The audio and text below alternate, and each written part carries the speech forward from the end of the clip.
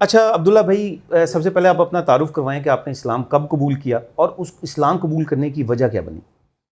جی سر، میرا نام محمد عبداللہ مبشر ہے اور چناب نگر کا میں رہائشی ہوں، اور عرفان بھائی کے ہاتھ پہ میں نے قبول اسلام کیا۔ وجہ یہ بنی تھی کہ ابھی آج تقریباً 3 سال ہو رہے ہیں قبول اسلام کو میرے اندازاً۔ اچھا، وجہ یہ بنی تھی کہ سب سے پہلے تو ان کا کفر اور دجل ہمیں سمجھ میں آیا۔ وہ سمجھ کیسے آیا؟ کیونکہ پتہ لگا کہ رسول کریم صلی اللہ علیہ وسلم کا یہ نام یوز کرتے ہیں اور پراپوگنڈا کرتے ہیں کہ جی ہم ان کی تقلید میں، لیکن تقلید میں یہ نہیں ہے، اصل میں شخص پرستی۔ ایک شخص ہے جو ان کا لانتی، وہ قادیانی ادھر بیٹھا ہوا ہے، وہ ان کے پیچھے ان کی پرستش کر رہا ہے یورپ کی، اور یہ سارے اس کی پرستش کرتے ہیں، ٹھیک ہے۔ اور ہمیں اس پہ لگایا ہوا تھا یہ پراپوگنڈا کر کے کہ ہم رسول کریم صلی اللہ علیہ وسلم کے پیچھے چلتے ہیں، جب ان چیزوں کی بہت لمبی ڈیٹیل ہے، ایک 10 سال کا عرصہ ہمیں لگا اس کی تحقیق میں۔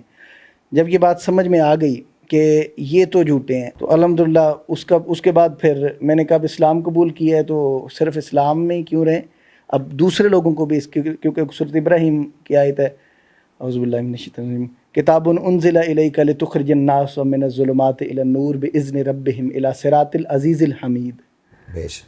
تو ان کو بھی پھر ظلمات سے نکالنے کی کوشش کی۔ بھائی عرفان سے جو نئی بات سمجھ آتی ہے وہ پوچھتے بھی رہتے ہیں، تو بڑی ہمارے ساتھ ان کا تعاون ہے ہر لحاظ سے، الحمدللہ۔ اس کے بعد یہ ہے کہ پھر ان بھائی کو کوشش کی، اسد اللہ صاحب کو، ان کو بات بتائی۔ شروع میں بہت آسان تو نہیں تھا، ان بائک آؤٹ کر دیتے ہیں، بہت سب آپ کو پتہ ہے، بڑے لمبے مسائل پیدا ہوتے ہیں۔